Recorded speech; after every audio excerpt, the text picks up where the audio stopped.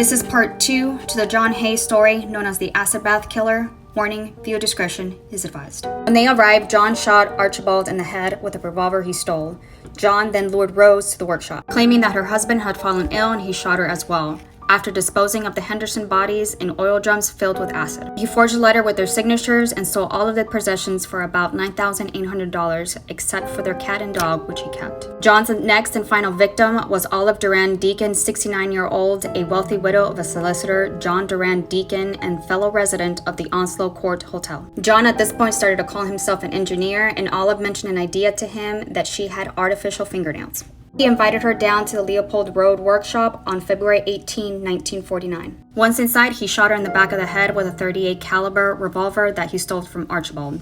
He stole all her valuables, including a Persian lamb coat, and put her into an acid bath.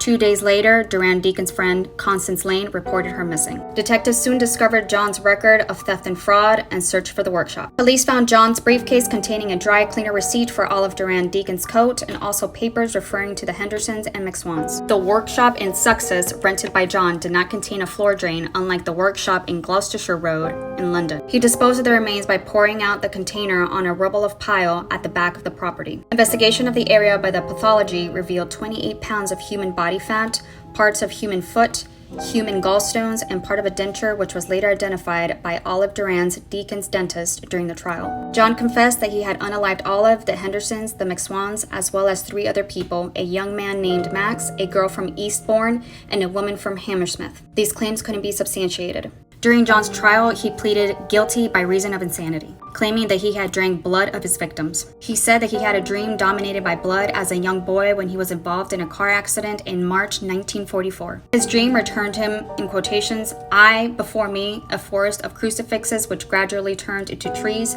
At first, they appeared to be dew or rain dripping from the branches, but as I approached, I realized it was blood. The whole forest began to writhe, and the trees, dark and erect, to ooze blood. A man went from tree to tree catching the blood. When the cup was full, he approached me. Drink, he said, but I was unable to move." The lead prosecution urged the jury to reject John's defense of insanity because he had acted with malice. John's defense called many witnesses to attest to John's mental state. John apparently had believed that if the bodies of his victims could not be found, an unaliving conviction could not be possible. It took only minutes for the jury to find him guilty, and he was sentenced to death. On August 10, 1949, John drank brandy just before being hanged by an executioner.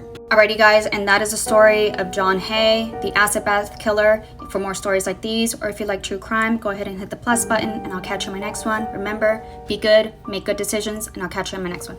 Bye guys.